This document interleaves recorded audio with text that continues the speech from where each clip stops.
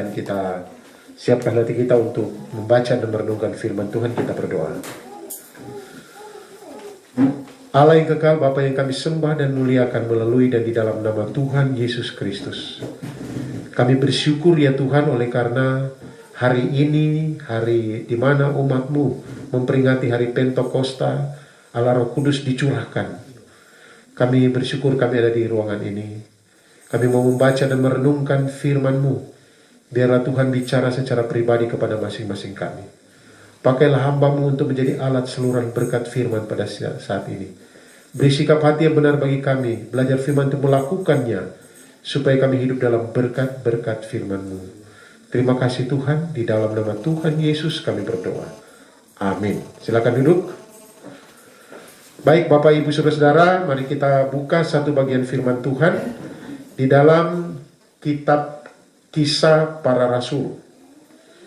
Kisah Para Rasul pasal, kita baca 2 ayat. Pertama pasal 2 ayat 1 sampai 11, kemudian kita balik membaca pasal 1 ayat 8. Kisah Para Rasul pasal 1 ayat 8. Kita lihat dulu pasal 2 ayat 1 sampai 11. Pentakosta. Ketika tiba hari Pentakosta, semua orang percaya berkumpul di suatu tempat. Tiba-tiba turunlah dari langit suatu bunyi seperti tiupan angin keras yang memenuhi seluruh rumah di mana mereka duduk. Dan tampaklah kepada mereka lidah-lidah seperti nyala api yang bertebaran dan hinggap pada mereka masing-masing. Ayat 4. Maka penuhlah mereka dengan Roh Kudus. Lalu mereka mulai berkata-kata dalam bahasa-bahasa lain, seperti yang diberikan oleh Roh itu kepada mereka untuk mengatakannya. Waktu itu di Yerusalem diam orang-orang Yahudi yang saleh dari segala bangsa di bawah kolong langit. Ketika turun bunyi itu, berkerumunlah orang banyak. Mereka bingung karena mereka masing-masing mendengar rasul-rasul itu berkata-kata dalam bahasa mereka sendiri. Mereka semua tercengang-cengang dan heran, lalu berkata, bukankah mereka semua yang berkata-kata itu orang Galilea? Bagaimana mungkin kita masing-masing mendengar mereka berkata-kata dalam bahasa kita sendiri, yaitu bahasa yang kita pakai di negeri asal kita. Kita orang Partia, Media, Elam, penduduk Mesopotamia, Yudea dan Kapadokia, Pontus dan Asia, Firgia dan Pamfilia, Mesir dan daerah-daerah Libya yang berdekatan dengan Kirene, pendatang-pendatang dari Roma.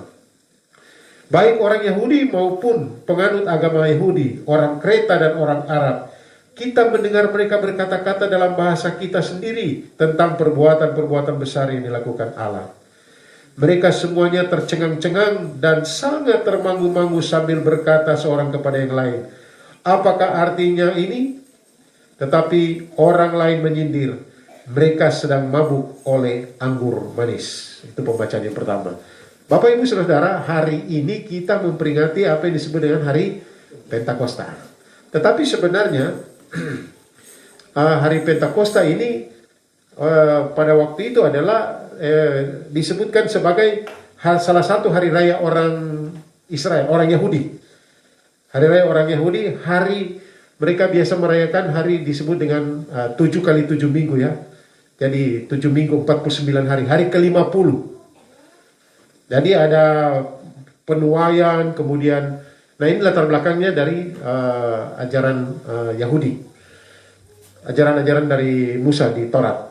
Nah pada perayaan itu, kemudian murid-murid yang lagi menantikan janji dari Tuhan, kalau kita bisa lihat pasal 1 sebentar kita akan lihat, mereka mengalami peristiwa yang luar biasa, yaitu turunnya Roh Kudus. Kita sudah lihat di situ ayatnya yang kedua, tiba-tiba turunlah dari langit suatu bunyi seperti tiupan keras. Jadi turunlah Roh Kudus dan kita merayakan hari Pentakosta. Nah kita kembali lagi, Yesus mati hari Jumat, 3 hari kemudian pada hari yang ketiga dia bangkit dari antara orang mati. Kemudian 40 hari Yesus menampakkan diri, membuktikan bahwa dia masih hidup. Dia hidup Setelah itu kita memperingati pada 10 hari lalu, Yesus terangkat naik ke surga. Tunggu 10 hari kemudian, Roh Kudus dicurahkan. Jadi 50 hari ya, hari ke-50, Pentakosta. Saudara-saudara yang saya kasih dalam Tuhan Yesus Kristus, mari kita lihat Roh Kudus itu datang untuk apa sebetulnya. Nah, kita lihat dalam pasal 1 ayatnya yang ke-4 sampai ayatnya yang ke-11. Kisah Para Rasul pasal 1 ayat 4 sampai ayat 11. Pada suatu hari ketika ia makan bersama-sama dengan mereka, ia melarang mereka meninggalkan Yerusalem dan menyuruh mereka tinggal di situ menantikan janji Bapa yang demikian katanya. Telah kamu dengar daripadaku. Sebab Yohanes membaptis dengan air, tetapi tidak lama lagi kamu akan dibaptis dengan Roh Kudus. Maka bertanyalah mereka yang berkumpul di situ, Tuhan, maukah engkau pada masa ini memulihkan kerajaan bagi Israel? Jawabnya, engkau tidak perlu mengetahui masa dan waktu yang ditetapkan Bapa sendiri menurut kuasanya. Tetapi kamu akan menerima kuasa kalau Roh Kudus turun ke atas kamu, dan kamu akan menjadi saksiku di Yerusalem dan di seluruh Yudea dan Samaria dan sampai ke ujung bumi. Sesudah ia mengatakan demikian, terangkatlah ia disaksikan oleh mereka dan awan menutupnya dari pandangan mereka. Ketika mereka sedang menatap ke langit waktu ia naik, tiba-tiba berdirilah 2 orang yang berpakaian putih dekat mereka dan berkata kepada mereka, hai orang-orang Galilea, mengapakah kamu berdiri melihat ke langit? Yesus ini yang terangkat ke surga meninggalkan kamu akan datang kembali dengan cara yang sama seperti kamu lihat dia naik ke surga. Kita perhatikan ayat yang ke-8. Tetapi kamu akan menerima kuasa kalau Roh Kudus turun ke atas kamu, dan kamu akan menjadi saksiku di Yerusalem dan di seluruh Yudea dan Samaria dan sampai ke ujung bumi. Bapak, Ibu, Saudara, adik-adik yang saya kasih dalam Tuhan, Kisah Para Rasul itu satu kitab yang ditulis oleh Lukas.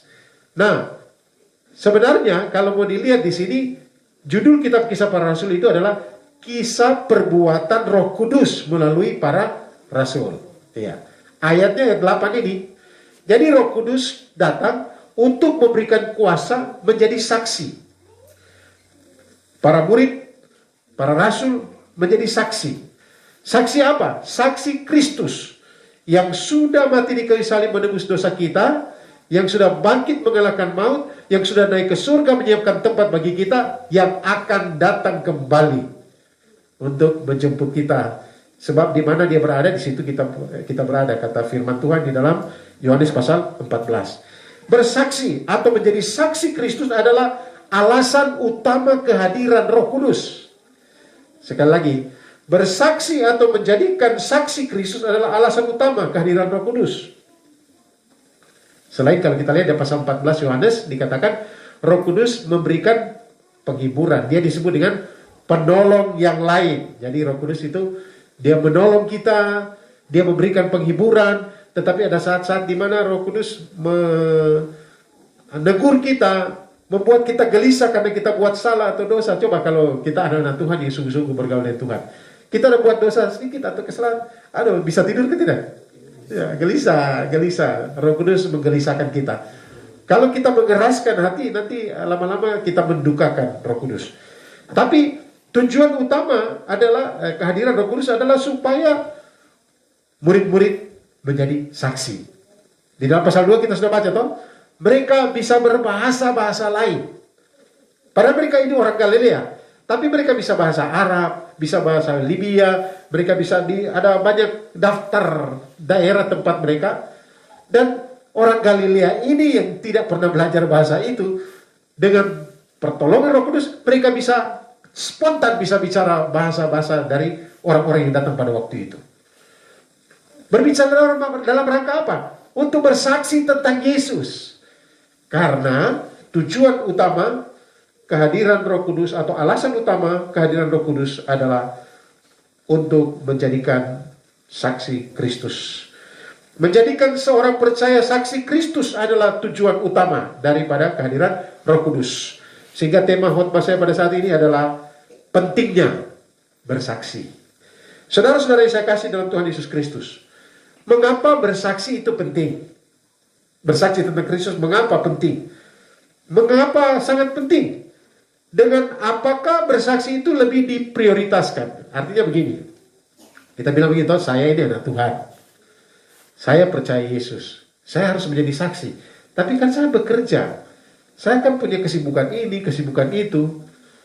Nah, kalau begitu, dengan apa kita prioritaskan bersaksi itu? Bagaimana caranya bersaksi? Saudara-saudara, dalam 2 bagian pembacaan kita, saya mencatat ini, ada 3 hal penting yang harus kita perhatikan berhubungan dengan kehadiran Roh Kudus yang memberi kuasa bagi kita untuk menjadi saksi. Ada 3 hal penting berkaitan dengan kehadiran Roh Kudus, mengapa kita harus menjadi saksi. Sepenting apakah bersaksi itu? Mari kita lihat ayat 4 sampai ayat 7 yang sudah kita baca tadi pasal 1.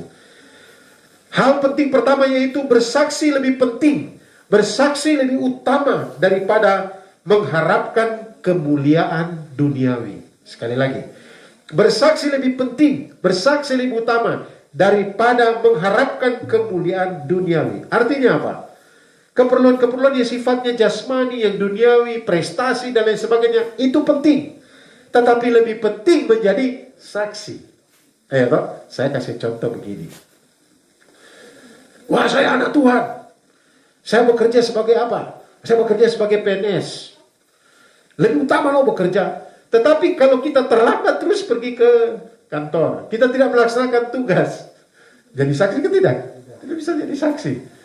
Justru dengan kita melakukan tugas tanggung jawab kita dalam rangka menjadi saksi Kristus, orang bilang, kok bisa setia begitu, bagaimana? Sebenarnya saya tidak bisa, tapi dengan pertolongan Yesus. Pertolongan Yesus bagaimana?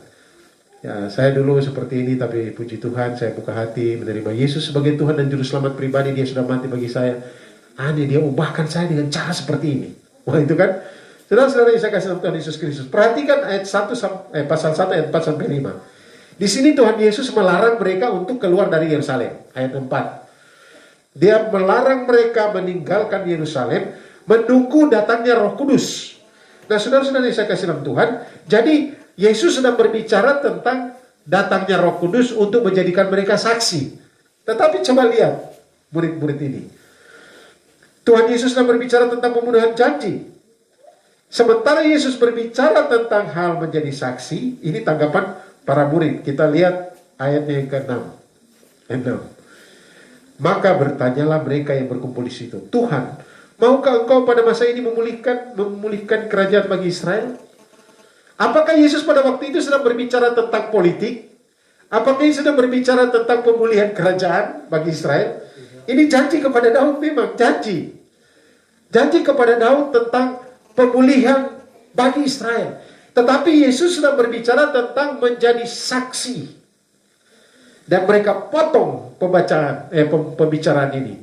Murid-murid istilahnya sekarang itu gagal fokus. Saudara-saudara yang saya kasih dalam Tuhan, tekanan penjajahan Romawi membuat orientasi berpikir mereka kepada datangnya kerajaan yang dijanjikan kepada Daud, sebuah kerajaan fisik. Kemudian di mana akan datang, dan mungkin secara manusia akan berpikir begini, Yesus sudah bangkit. Wah, mati bangkit, berarti ini Mesias sudah. Berarti kerajaan Israel mau dipulihkan. Mungkin ada bisa berpikir begini, nanti saya bisa jadi menteri agama ke apa? Nanti saya bisa menduduki jabatan ini ke apa? Itu karena yang mereka pikirkan adalah memang kerajaan itu dijanjikan. Dan yang menjadi raja adalah keturunan Daud. Dan mereka mungkin sudah yakin Yesus ini sudah, Mesias ini akan memerintah kerajaan itu. Tapi Yesus tidak berbicara tentang kerajaan itu. Nanti kerajaan itu akan datang, memang kerajaan 1000 tahun, kerajaan damai sejahtera.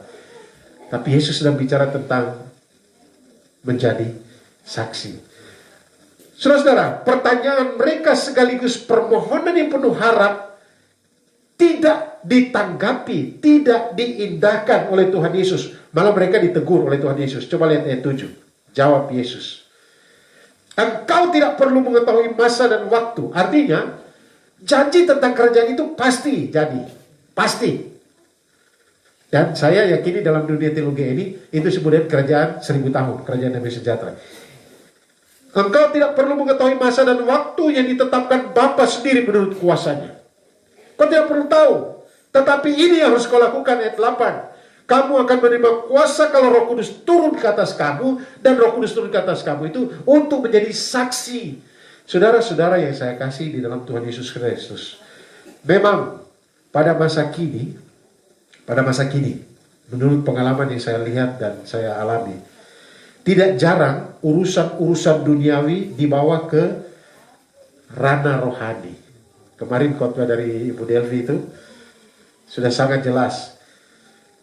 Kepentingan yang sifatnya duniawi atau urusan-urusan yang bersifat duniawi dibawa dan dicampur adukan dengan urusan-urusan rohani. Pikiran-pikiran atau ambisi-ambisi duniawi disusupkan dalam gereja, bahkan mimbar-mimbar, menyebabkan terhambatnya menjadi saksi. Gitu. Bayangkan kalau khotbah ini saya mulai bicara politik, atau di sini saya hanya bicara tentang kemanusiaan terus.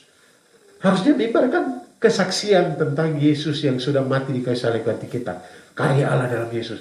Bisa saja saya berkhotbah tentang kemanusiaan, bisa himbauan. Tetapi nama Yesus ditinggikan, dimuliakan dan sampaikan. Kalau Yesus mengasihi kita, maka kita harus mengasihi mereka yang membutuhkan. Seperti minggu lalu saya bilang, para janda harus diperhatikan dan rasul-rasul sibuk sekali melayani. Dan mereka pikir ini janda-janda, anak-anak yatim, siapa yang melayani ya? Dan dipilihlah berapa orang? 7 orang. Ini penting juga ya. Tetapi menjadi saksi Kristus yang jadi tekanan utama, bukan hal-hal yang sifatnya duniawi. Jadi Bapak Ibu Saudara, mari kita sungguh-sungguh memahami bahwa bersaksi itu lebih penting. Jadi ketika kita bekerja, bekerjalah seperti untuk Tuhan. Itu kan jadi saksi toh. Kok bisa ya? Kok bisa? Kamu lama sekali posisi ini baru. Kok tidak dapat apa-apa di situ kan? Maksudnya apa? Maksudnya apa? Saya dulu belanja untuk keperluan gereja dulu. Saya di Manado untuk bangun gereja di Arawi. Kita belanja di Manado itu. Kemudian saya mulai tawar-tawar harga. Harga ini berapa? Sekian. Banyak yang saya tawar. Oke. Berapa ya? Bapak, ini bikin 2 nota kah? Saya bilang maksudnya apa? Saya juga bingung, kan saya tidak pernah barang-barang itu.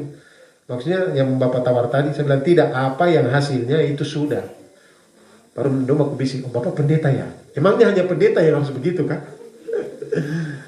Apakah kita sebagai orang biasa tidak bisa jujur?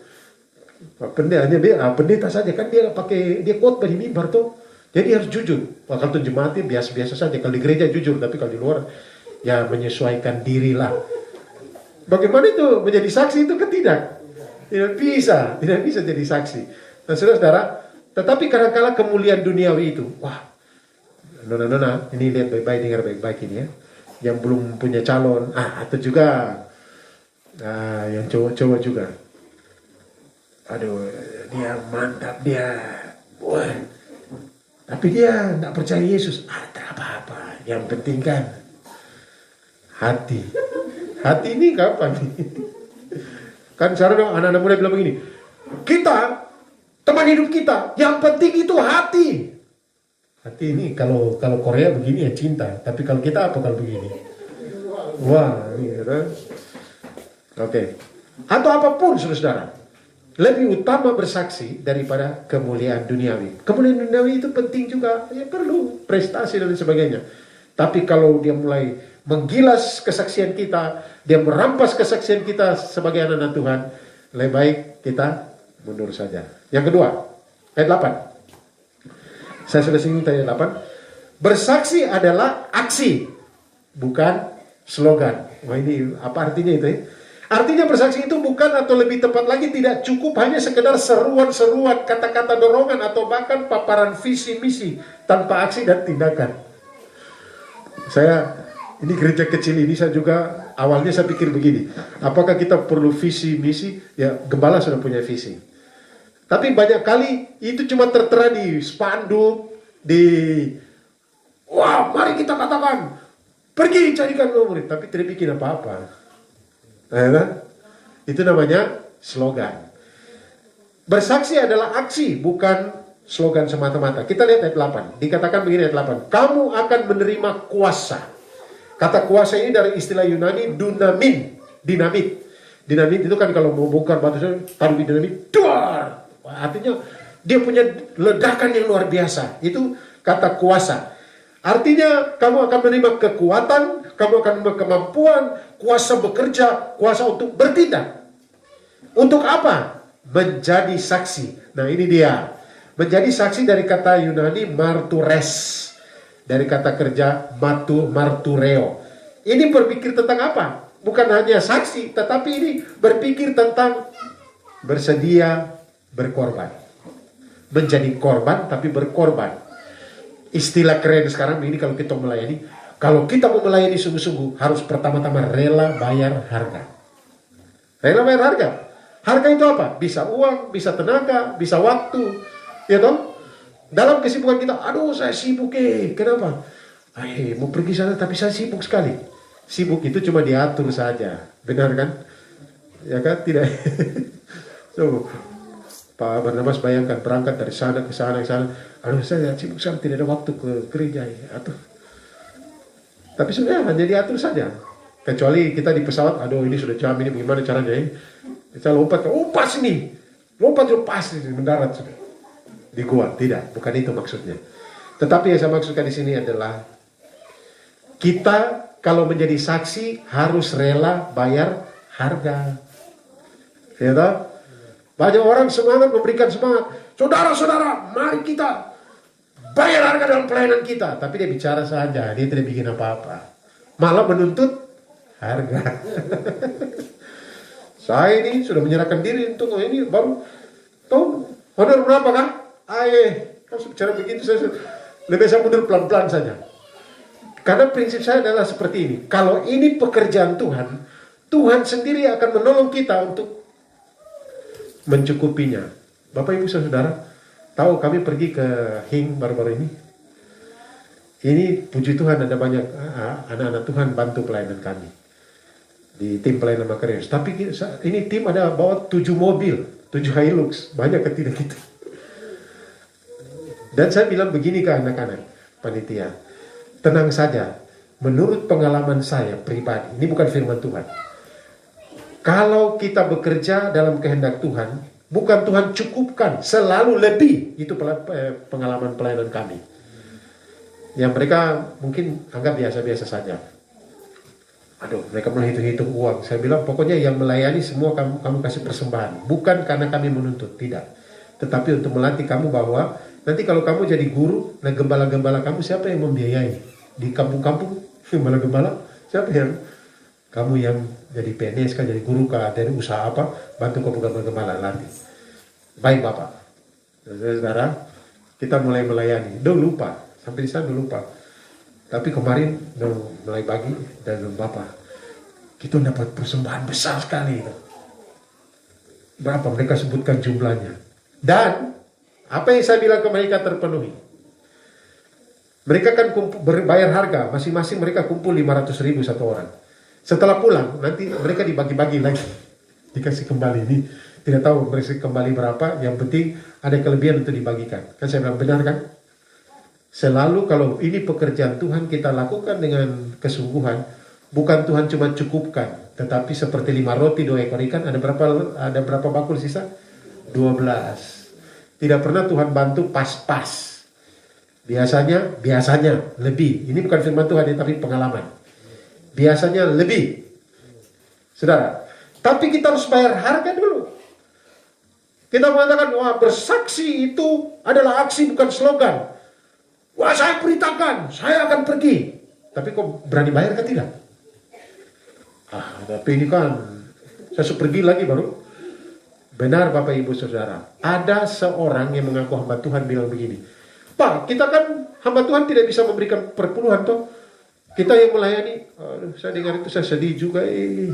Saya bilang, kau yang berikan contoh, kamu yang berikan teladan, supaya jemaat lihat kau bukan hanya khotbah saja, tapi kau membuktikan bahwa kamu melakukan firman Tuhan dalam hidupmu. Sampai dulu saya pernah buat cara yang sebenarnya tidak boleh. Tapi itu sudah lama ini cerita lama.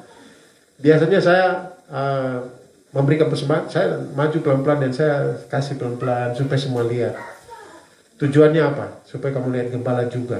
Itu sudah lama, tapi saya tahu itu salah. Kita memberi Tuhan yang tahu. Tapi saya mau memberikan contoh, tapi tidak perlu sebenarnya ya seperti itu, tidak perlu. Bayar harga, bayar harga. Kata kerja menerima dan menjadi saksi, menerima kuasa dan menjadi saksi menegaskan bahwa bersaksi ini adalah tindakan. Bersaksi adalah suatu tindakan nyata. Bersaksi adalah gerakan dilakukan oleh orang-orang yang telah menerima kuasa Roh Kudus. Bersaksi itu menjadi saksi Kristus itu bukan hanya slogan, tetapi gerakan yang nyata, aksi nyata. Jadi Bapak Ibu Saudara, hari Pentakosta, kalau semua orang yang menerima Yesus sebagai Tuhan dan Juru Selamat pribadi, di dalam hatinya, dalam hidupnya ada Roh Kudus. Pertanyaannya, apakah kita memberi diri kita dikuasai oleh Roh Kudus sehingga kita punya semangat untuk bersaksi? Untuk menjadi saksi. Sehingga kita mempersembahkan yang terbaik, kemudian ada waktu tertentu kita bisa menceritakan tentang Yesus. Itu yang kedua tadi. Bersaksi adalah aksi, bukan slogan. Yang terakhir, nah ini dia. Bersaksi lebih penting daripada hanya terpesona pada hal-hal yang ajaib. Waduh, artinya apa? Artinya bahwa bersaksi itu lebih penting daripada hanya terpesona pada mujizat-mujizat yang sifatnya spektakuler, mengherankan. Banyak orang kan begitu, toh. Udah mantap sekali. Pernah ada orang cerita-cerita dan saya sudah berkata begini. Wih, hamba Tuhan itu, dia berdoa, langsung sembuh. Saya heran juga, bisa berjalan. Saya bilang, oh iya kah? Mereka cerita. Tapi saya bilang begini, tapi dengar dulu bagian firman Tuhannya. Apakah betul-betul Yesus? Saya cuma lihat saja dia punya kesayangan, dia punya mujizat. Kalau dengar khotbah saya tidak mau. Saya pemalas. Orang suka yang ajaib-ajaib kan? Coba tiba-tiba dulu kan bilang begini, ada mata air darah keluar di situ. Ya, semua rame-rame pergi lihat mata air darah. Alkitab saja tidak dibaca. Oh, gambar Yesus tempel di belakang paratak sebentar khotbah. Pernah saya khotbah di satu tempat, sudah di Manokwari, sudah lama. Selesai saya khotbah, mereka datang begini saya. Bapak, tadi saya lihat Tuhan Yesus memberkati Bapak di belakang Bapak sebentar khotbah. Saya bilang, iya kak? Saya bilang, kau dengar khotbah? Hampir saya bilang, tapi kau ada dengar khotbah kan tidak? Ya, apakah betul dia bicara kah, dia menghayal kah atau itu? Tapi banyak orang yang suka yang seperti itu, toh. Oke, mari kita lihat bagian firman Tuhan ini. Ayat yang ke-9 sampai 11. Sesudah mengatakan demikian, jadi sesudah Yesus berkata kepadamu kamu akan menerima kuasa menjadi saksi. Sesudah ia mengatakan demikian, terangkatlah ia disaksikan. Jadi Yesus terangkat perlahan-lahan. Saya sudah jelaskan minggu lalu 2 minggu lalu. Yesus terangkat perlahan-lahan. Perlahan-lahan. Dia terangkat. Karena perlahan-lahan terangkat, coba bayangkan murid-murid terpesona. Dia lihat, sampai mereka mata terbelalak. Sampai awan menutup Yesus, mereka masih lihat ke atas. Kemudian dikagetkan oleh malaikat. Hai kamu orang-orang Galilea. Itu masih di dunia ini. Saudara-saudara, coba kita lihat ayat yang ke-11. Dan berkata kepada mereka, ini malaikat berkata, hai orang-orang Galilea, mengapakah kamu berdiri melihat ke langit? Yesus ini yang terangkat ke surga meninggalkan kamu, akan datang kembali dengan cara yang sama seperti kamu lihat dia naik. Tuhan Yesus yang terangkat cara perlahan-lahan di sini. Dan mereka begitu terpesona dengan peristiwa ini. Kepala mereka mendongak ke atas dengan mata terbelalak. Disentakkan oleh perkataan malaikat, hai orang-orang Galilea. Perkataan kedua malaikat itu seolah-olah mengingatkan mereka untuk hal yang terpenting. Hai orang-orang Galilea, pergilah, jadikan saksi, dia Yesus akan datang kembali. Waktu sangat mendesak, pergi, jangan kau terpesona saja, lihat-lihat. Oh iya. Pergi jadi saksi. Karena apa? Bersaksi lebih penting daripada hanya terpesona pada hal-hal yang sifatnya spektakuler, yang ajaib. Waduh, wah, oh ini boleh. Baru kau bersaksi tidak? Ya tidak. Ini saya tidak punya waktu jadi. Nah, saudara-saudara yang saya kasih Tuhan Yesus Kristus, mari di hari Pentakosta ini sadari setiap orang yang menerima Yesus dia ada Roh Kudus dalam hatinya. Nah, kalau ada Roh Kudus dalam hatinya, kita tahu bahwa tugas utama kita adalah jadi saksi. Ada istilah begini, kita jadi saksi dengan proklamasi, proklaim, memberitakan. Tetapi juga kita bersaksi dengan kehidupan sehari-hari. Ya, Coba bayangkan mulut yang sama mengeluarkan hal yang berbeda. Mengeluarkan tentang iman, kelihatan beriman, tapi maki juga itu. Itu segala macam makian itu dia tahu dari A sampai Z. Bagaimana itu bisa terjadi? Atau dia semangat mendorong orang untuk bersaksi, tapi dia sendiri tidak mau bayar harga. Dia tidak mau pergi. Puji Tuhan, karena kita tahu bahwa Roh Kudus itu mengerti kita. Nah, mungkin ada yang bilang begini. Tadi saya juga kaget di doa pembukaan. Ibu dia dipanggil ini lama, mau maju ke tidak? Oh, puji Tuhan, Bapak maju. Begini. Coba kita lihat di Yohanes 21. Ini terakhir. Ini bukan bagian firman Tuhan yang saya bahas, tapi kita lihat di Yohanes 21. Ada percakapan antara Tuhan Yesus dan Petrus. Toh? Pasal 21 ayat 15. Yesus berkata begini kepada Petrus. Simon, anak Yohanes. Sekarang pertanyaannya. Kenapa tidak bilang begini? Petrus. Siapa yang kasih nama Yesus Petrus? Siapa yang kasih nama Petrus kepada dia kepada Simon? Yesus yang kasih nama, tahu? Tapi dalam percakapan ini pribadi Yesus berkata, Simon anak Yohanes. Tidak bilang Petrus. Jadi Yesus seolah-olah berkata begini, Simon anak manusia biasa. Simon itu artinya ilalang. Ilalang itu kalau kena angin dia goyang. Jawablah, aku sebagai manusia biasa apa adanya dirimu. Bukan sebagai Petra. Seolah-olah begitu. Kemudian Yesus berkata begini. Apakah engkau agape? Apakah engkau mengasihi? Kata mengasihi ini pakai kata agape. Apakah engkau agape padaku? Petrus jawab begini. Benar Tuhan, engkau tahu, engkau oida, tahu sedalam-dalamnya hatiku. Bahwa aku phileo padamu. Aku mengasihi engkau dengan kasih phileo. Yesus berkata apa? Gembalakanlah domba-dombaku. Kemudian Yesus tanya dua kali. Simon anak Yohanes, apakah engkau agape padaku? Simon bilang, engkau tahu, aku phileo padamu. Yesus bilang apa? Gembalakanlah domba-dombaku. Yang ketiga, Yesus bilang begini. Simon anak Yohanes, apakah engkau phileo padaku? Maka menangislah Petrus. Petrus bilang, benar Tuhan, aku phileo padamu. Benar Tuhan, kualitas kasihku hanyalah phileo, kasih yang sudah menyangkal engkau. Tapi Yesus bilang apa? Gembalakanlah domba-dombaku. Artinya begini, Simon, apa adanya kasihmu yang padaku, lakukan tugasmu. Gembalakanlah domba-dombaku. Nanti Roh Kudus yang akan memperlengkapi. Kita juga, saudara. Aduh, saya mau maju ke depan, sapu lutut baku toki ini. Aduh, bagaimana ini? Tuhan bilang, apa adanya kamu, beri dirimu untuk melayani. Roh Kudus yang akan lengkapi kamu. Kapan? Saya itu dulu kalau bicara depan itu, aduh, muka merah, telinga merah, semua jadi besar. Tapi Tuhan memberikan saya kemampuan. Begitu ya. Jadi, mungkin ada yang bilang begini, aduh, saya itu main gitar bagaimana? Saudara tahu, saya main gitar itu, waktu SMA, saya bertobat SMA, kemudian tiap kali ibadah saya cuma tahu D dan pokoknya udah bilang kaki ayam. Kerenceng. Pak Yus juga, Pak Yus sudah jadi tuh. Jadi lama-lama juga jadi. Tuhan lihat kemauan dan Tuhan akan memampukan kita. Jadi ada talenta, ada karunia. Talenta itu bakat sudah dari awal ada. Tapi karunia, walaupun tidak bakat, kalau Tuhan izinkan, coba lihat, mereka tidak bisa bicara. Mereka orang Galilea tidak bisa bicara bahasa-bahasa lain, tapi dengan kuasa Roh Kudus mereka bisa. Begitu juga dengan kita. Aduh, saya tidak bisa bicara ini di depan ini. Saya bicara itu, aduh, saya mau singers, nafas saja fals. Tapi saudara, kalau mau, yang Tuhan cari adalah orang yang mau, bukan orang yang hebat. Bukan karena kekuatanmu, tetapi dia ingin cari orang yang mau jadi saksi. Roh Kudus ada dalam kita. Maukah? Mau. Kalau mau, saudara, beri dirimu kepada Yesus Kristus.